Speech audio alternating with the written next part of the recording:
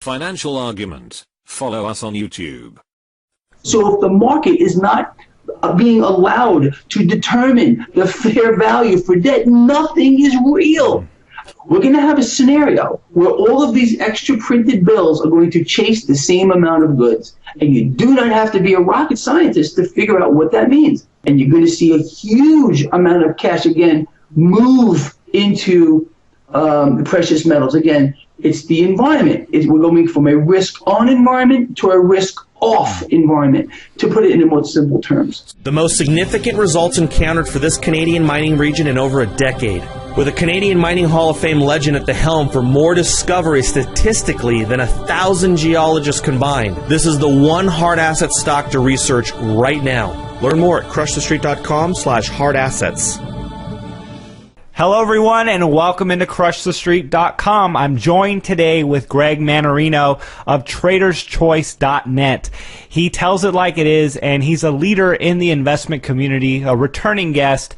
And I want to start off with silver here. Greg, how are you doing today? I am doing great. Thanks for having me back again. I really enjoy your show. Greg, silver has been running as of lately. It's sort of lagged gold here. We saw gold have its big move, and silver, was in the $13 range. From its low in 2016 to its high, it's up like 25% in just a matter of months. I mean, is this starting to confirm a bullish trajectory here? I would have to say yes, but what I want people to focus more so on is the dollar. Look at what's happening to the dollar. It's continually being pressured. It's under pressure now, and that is not going to stop, in my opinion. And so this bodes very well for these assets, which are units of wealth. They're not units of debt here. I think people are starting to get it. But what we're going to see here, and I think this could be soon, within maybe even the next few weeks, honestly, we're starting to see the market here fall under some pressure. Just today, for example, the technicals supporting the market literally flipped on a dime. On a dime, we had an incredible run-up for the past month and a half or so with regard to equities. And now we're starting to see these technicals deteriorate. We saw a run to safety, quote unquote, which is debt, which is why anyone on earth would think that the bond market is somewhere to be. You got to be nuts. Right. But again, I think this is going to continue the strength in gold and silver here. And I also believe that the powers that be, quote unquote, are going to attempt to suppress this. We understand that just today, or was it last night, I believe, someone or some entity dumped $2 billion worth of paper contracts onto the market using a market order. I mean, look, when you see this kind of stuff, it cannot be real. Anybody who understands trading, even at its most basic level, knows this one thing. You never sell anything or buy anything, for that matter, with a market order. When you issue a market order, that means you're willing to take anything for your asset. I mean, you got to be crazy. So when you see this, when you see market orders dumped like that, this is fake. It's not real. Someone is deliberately trying to pressure it lower. I mean, for example, would you offer your car for sale and just say, okay, give me whatever you want for it? Of course not. This is what they're doing. So when you see this stuff, it actually brings a smile to my face, I'll be honest with you, because this is just frank manipulation that cannot stand. It will not continue. Now, keep this in mind. We have existed, since the 2008 event in an environment of risk being deliberately fostered by the Federal Reserve, who continues to suppress interest rates. So you got nowhere else to go but in the market. So they reinflated a stock market bubble on the back of a debt mega bubble. So right now, again, we're still in this risk-on environment, where this may change relatively soon to a risk-off environment. And when this happens, and it will, we've seen this over and over and over and over again in history, we're going to get precious metals skyrocket, period. That's the way it's going to play out here, and I cannot imagine another way. Greg, last year you called the top basically, right on the spot. And it has held up all the way until now. And I know you did a video recently. You were talking about your concerns about the market actually going higher and making new highs. So I want to get your latest thoughts on this. Exactly. Yes, that's true. Last May, almost to the day, it was a pretty amazing call, I have to say. It has held this entire time.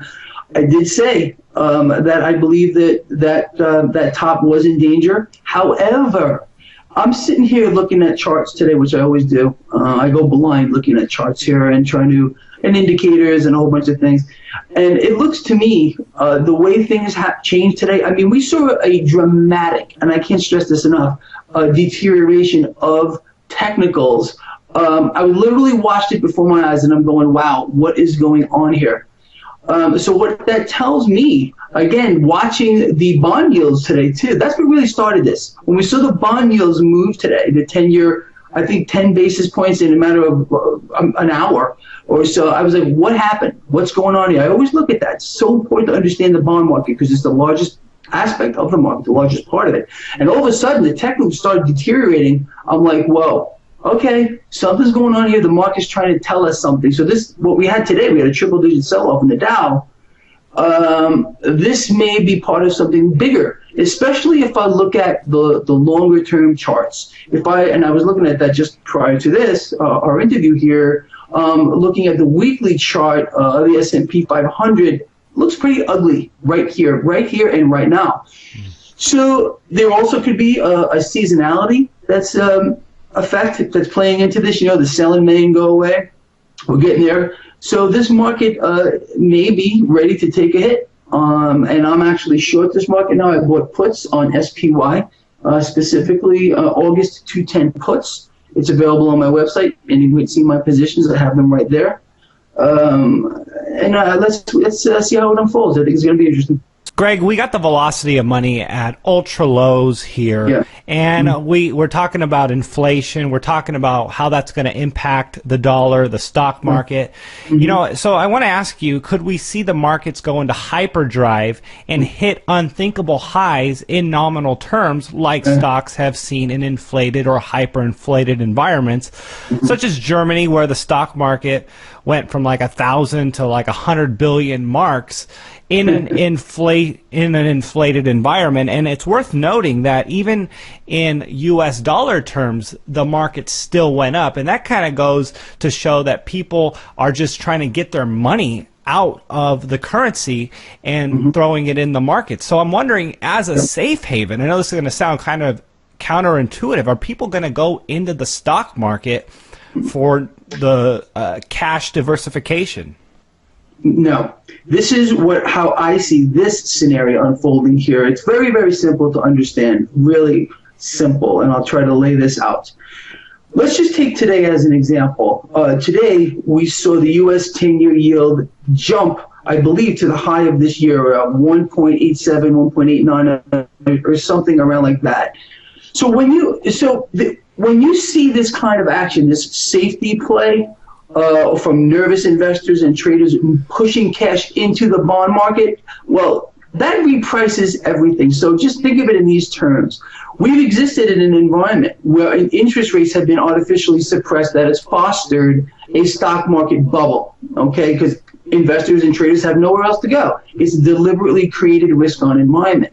Now, when this starts to unfold here into a risk-off environment, you're going to see a run for the hills. In other words, you're going to see bond yields spike, which is going to put a huge amount of pressure on equities. Now, the Federal Reserve cannot go out there and buy every bond to continually suppress interest rates. The free market will overpower any entity's attempt over time to rig it. And that is exactly what's going on. The interest rates are being rigged. The bond market is rigged. Everything is being distorted because of that. There's no price discovery mechanism here whatsoever. Again, equities are in a bubble.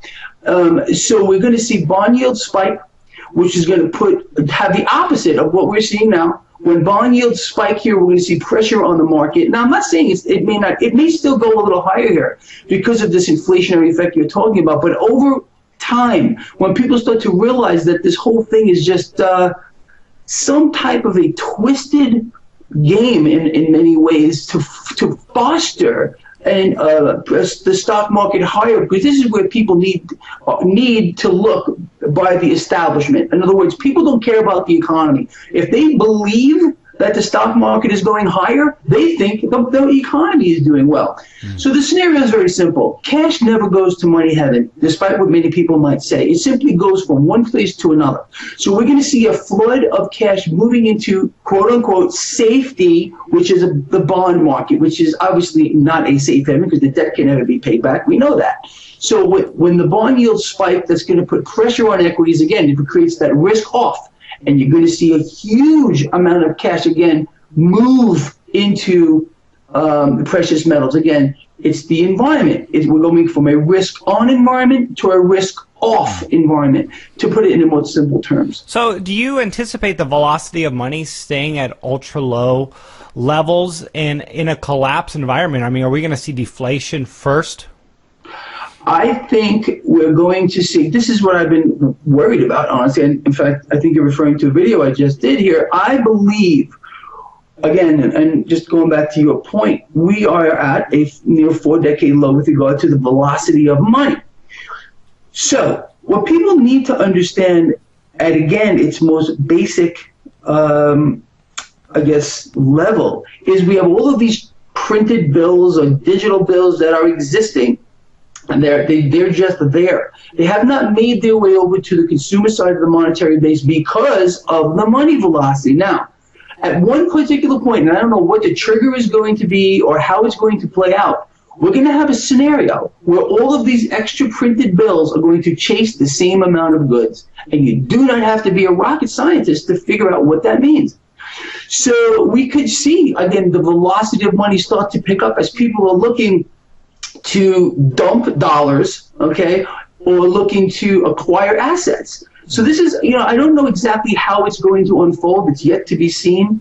But I can't imagine a scenario, and I don't think we've ever seen one in history, where eventually all of these extra printed bills, or whatever you want to call them, these fiat pieces of paper, go chasing the same amount of goods. And that is going to create a very dangerous environment. Yeah. No, that's very true.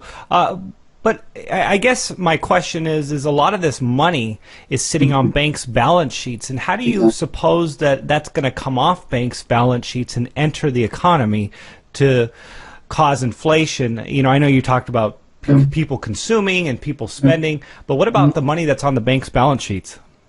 Well, we're going to speaking on that. What people need to understand is a lot of these bills don't even exist here in the United States. They're outside the country.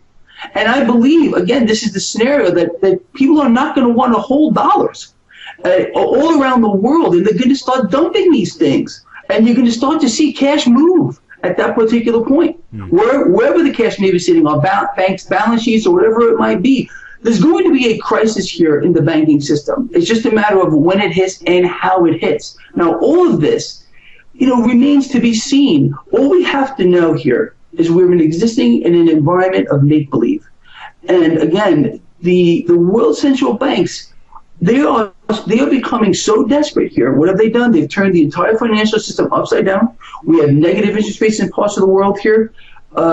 So there's something, and I'm not sure what it is going to occur to start this cash moving in the direction, again, of the consumer side of the monetary base, whether it's rushing back here to the United States because they're being dumped by other countries around the world, or something. We're already hearing Saudi Arabia threatening to dump U.S. debt. I mean, there is some event that's going to occur that is going to trigger that. But at its core here, what people need to understand, in fact, I did a video about this today. It won't be out until tomorrow unless you go to my website, traderschoice.net. All my new videos are being posted directly to my site. This video that I did today will be out tomorrow, where I actually speak about what is actually occurring. I'm losing my train of thought just a minute here.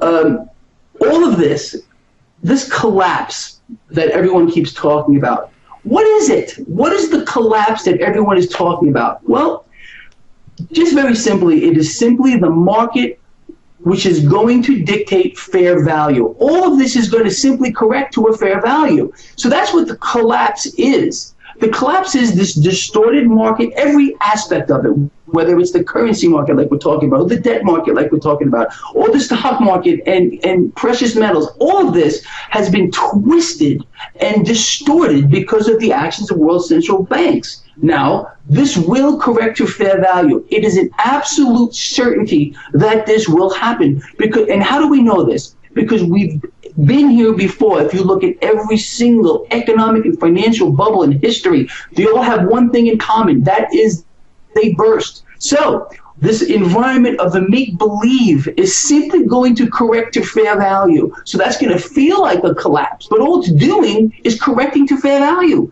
So I don't think anyone's putting it in that perspective, anyone besides me, honestly, that the collapse is simply the market establishing a fair value, which is going to happen. It is a mathematical certainty. When? I'm not sure. We're start seeing this now. Because, again, the environment we're in, the multiples in this market cannot be justified. They cannot be justified. We have an earnings season that is absolutely pathetic.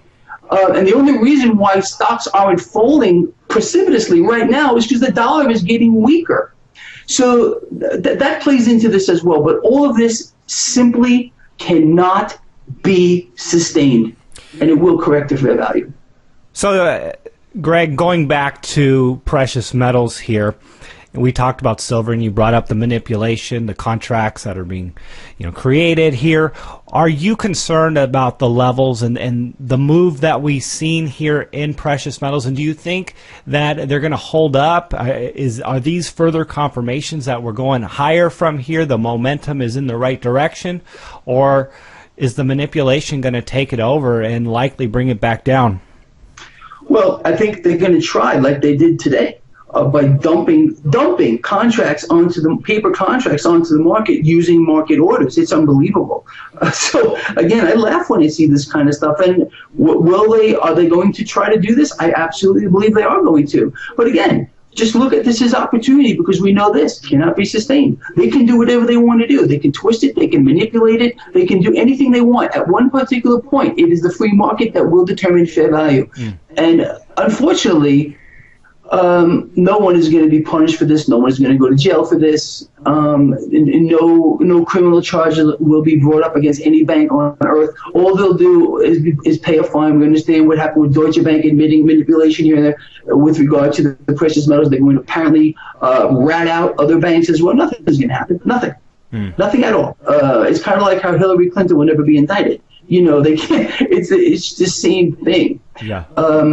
It's the system. The system is absolutely rigged, but that does not mean, and I can't stress this enough, that the free market will do its job beyond any doubt. And there is the collapse right there. It's just the market establishing fair value. The system is dependent on rising prices, the stock market going up, assets going up, and that way they receive more taxes, and the investments that are being made, all the speculation that is out there, it's all dependent on rising prices, this environment. So I'm wondering, how much have the powers that be benefited from the stock market going back? The Dow now over 18,000, and the S&P over 2,000.